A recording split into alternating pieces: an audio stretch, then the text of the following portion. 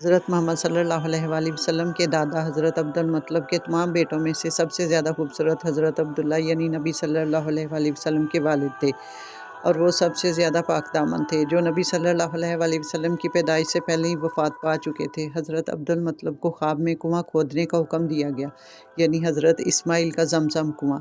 मुद्दों से ये कुआँ बंद पड़ा था। अल्लाह सुब्हान व तआला ने हज़रत अब्दुल मतलब को कुएँ की जगह दिखा दी और उसे खोदने का भी हुक्म दे दिया।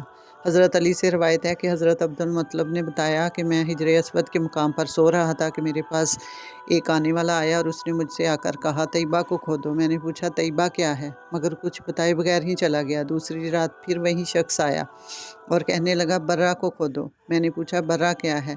कुछ बताए बगैर ही चला गया। तीसरी दफ़ा फिर वो आया, कहने लगा, ज़मज़म को खोदो। मैंने पूछा, ज़मज़म क्या है? इस बार उसने कहा, ज़मज़म वो है जिसका पानी कभी ख़त्म नहीं होता, जो हाजियों के बड़े-बड़े हजूमों को सरा